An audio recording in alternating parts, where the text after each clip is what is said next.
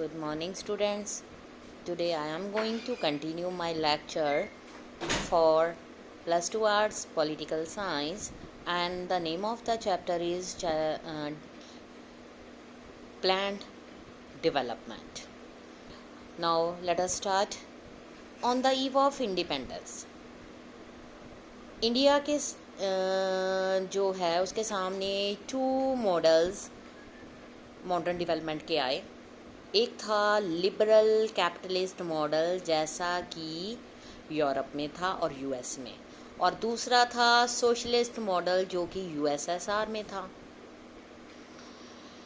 आपने इन दोनों आइडियोलॉजीज़ के बारे में सबसे पहला चैप्टर था कोल्ड वार, उसके बारे में पढ़ चुके हो, जिसमें ये बताया गया था कि जब कोल्ड वार हुई तो 2 सुपर पावर ब्लॉक बनकर सामने आई। एक थी अमेरिका और दूसरी थी यूएसएसआर।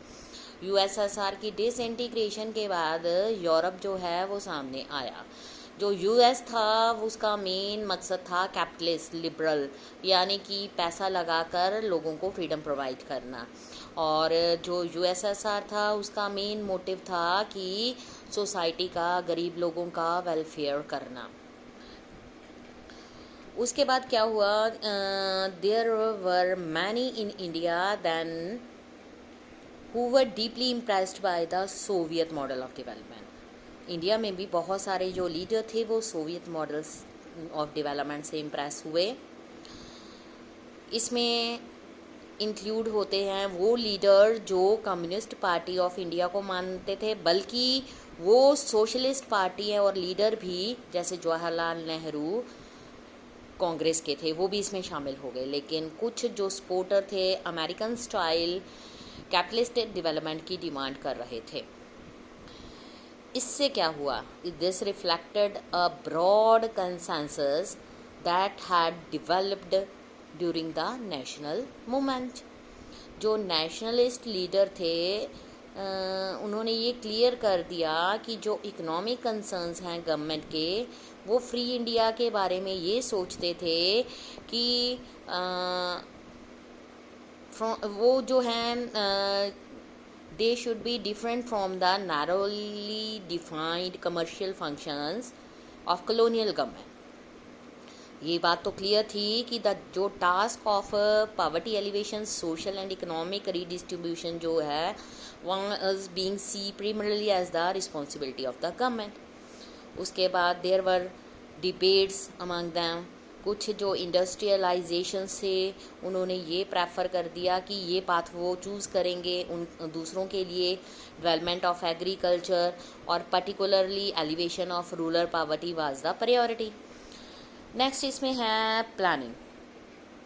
इन सब डिफरेंसेस को देखते हुए there was a consensus on one point, वो था development could not be left to private actors. ये प्राइवेट हाथों के बाहर नहीं जानी चाहिए। There was the need for the government to develop a design और प्लान फॉर डेवलपमेंट। उसके बाद क्या हुआ, in fact the idea of planning जो था, a process of rebuilding economy earned a good deal of public support in 1940 and 1950। उसके बाद all over the world इसमें ये पब्लिक सपोर्ट मिल गई।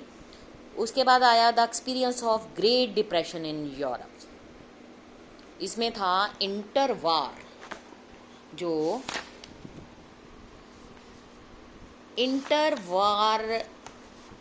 जो reconstruction of Germany and Japan. उसमें ये हुआ कि most of all the spectacular जो इकोनॉमिक ग्रोथ थी against heavy odds in the Soviet Union in 1930s and 1940 contributed to this consensus। क्या प्रॉब्लम थी इसमें, ये हुआ कि जापान और जर्मनी की जो इकोनॉमी जो नीचे गिर गई थी उसको दोबारा से रिकंस्ट्रक्ट करने के लिए बहुत सारी प्लानिंग की गई। प्लानिंग कमीशन जो है एक सडन इन्वेंशन नहीं है, उसके अलावा ये एक इंटरेस्टिंग हिस्ट्री है। हम कॉमनली एज्यूम करते हैं कि जो प्राइवेट इन्वेस्टर हैं such as industrialist, big businessman, entrepreneurs, वो are averse to idea of planning. They seek an open economy without any state control in the flow of capital.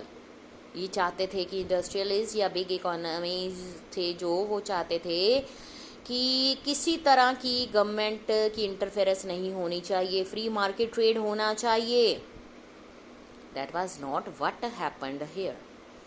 Rather, a section of big industrialists जो था got together to 1944 and drafted a joint proposal, ठीक है, for setting up a planned economy in the country. इसको नाम दिया गया Bombay plan. जो Bombay plan था wanted the state to take major initiative industrial and other economic investments. Main planning में ये था कि सबसे ज़्यादा जो इनिशिएटिव्स है इंडस्ट्रियल डिपार्टमेंट में लेने चाहिए. अगर हम बात करें left to right, planning for development जो है was the most obvious choice for the country. Independence के बाद ये सबसे बड़ी चॉइस थी हमारी कंट्री के लोगों के लिए. सून जब इंडिया इंडिपेंडेंट हो गया, प्लानिंग कमीशन जो है वो एग्जिस्टेंस में आया. प्राइम मिनिस्टर जो थे इसके चेयरपर्सन थे. It become most influential and central machinery for deciding what path strategy India जो है would adopt for its development. फिर उसके बाद अर्ली इनिशिएटिव्स लिए. यूएसएसआर में जो प्लानिंग कमीशन ऑफ इंडिया था उसने 5 years प्लान जो था प्रोग्राम बनाया. आइडिया सिंपल था. गवर्नमेंट ऑफ इंडिया ने प्रिपेयर किया एक डॉक्यूमेंट जिसमें एक प्लान था for all its income and expenditure for next 5 years.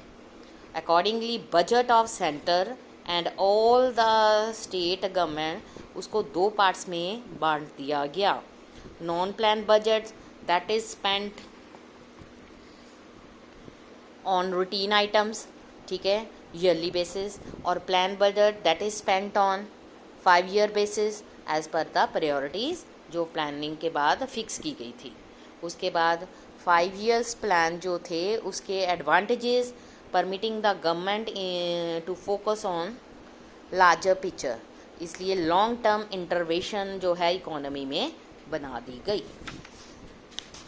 Next इसमें था जो ड्राफ्ट था फर्स्ट 5 years प्लान, दैन जो एक्चुअल प्लान थे, ठीक है, डॉक्यूमेंट, वो दिसंबर 1951 में रिलीज़ हो गए. लॉट ऑफ एक्साइटमेंट्स जो थी कंट्री में हो गई लोगों में. People from all walks of life, जिसमें आ जाते हैं academics, journalist, government, private sector employees, industrialist, farmer, politicians. उन्होंने आपस में डिस्कशंस की, डिबेट की, डॉक्यूमेंट्स के ऊपर थॉरली डिस्कशंस चली. एक्साइटमेंट जो प्लानिंग थी वो पीक पर पहुंच गई with the launching of second 5 year plan जो बनाया गया था 1956 में और somewhat till third 5 year plan 1961 तक चला. उसके बाद 4th प्लान जो था स्टार्ट हुआ 1966 में. इस टाइम में जो नॉवेल्टी ऑफ प्लानिंग है वो थोड़ा सा डिक्लाइन कर गया और इंडिया जो है उसको बहुत सारे इकोनॉमिक क्राइसिस का सामना करना पड़ा. जो गवर्नमेंट है उसने डिसाइड किया कि एक प्लान हॉलीडे वो लेंगे. बहुत सारे क्रिटिसिज्म इमर्ज हो गए both about the process and priorities of these plan. जो फाउंडेशंस थे ऑफ इंडियाज़ इकोनॉमिक डेवलपमेंट वो उनके द्वारा प्लेस कर दिए गए. इसमें एक आपको बताएंगे planning commission. Do you recall any reference to the planning commission in your book Constitution at Work last year? Actually there was none for the planning commission or not one of the many commissions other bodies set up by the constitution. जो planning commission है set up in March 1950 ये by simple resolution of the government of India, ठीक है. It has an advisory role and recommendations become effective only when the union cabinet approved these. उसके बाद resolution जो setup किया गया था कमीशन ने, उसने डिफाइन किया the scope of its work in the following terms. क्या थी? Constitution of India has granted certain fundamental rights to the citizens of India and enunciated certain directive principle of state policy। ये constitution में recommend है। Particular, the state shall strive to promote the welfare of the people, securing protecting social order, जिसमें justice, social, economic, political shall be directly its policy towards securing among things that citizens, man, woman equally have the right to an adequate means of livelihood। हर कोई अपना enjoy कर सकता है। Ownership, that control of the material resources of the community, उसको इस तरह से distribute करना चाहिए as best to subserve the common good। Last, the operation of the economic system जो है does not result in the concentration of wealth, means of production to the common determinant। ये चीज़ें जो थी ये प्लानिंग में की गई थी। मीन जो हमारे लीडर्स थे उनका मकसद यही था कि आफ्टर इंडिया जो डेवलपमेंट हो उस कैसी हो, उसके लिए क्या प्लानिंग करनी चाहिए, ये सब कुछ सोचकर प्लानिंग की गई थी। बाकी हम कल के टॉपिक में स्टार्ट करेंगे कि हमारे नेक्स्ट प्लान कैसे थे। Thank you students.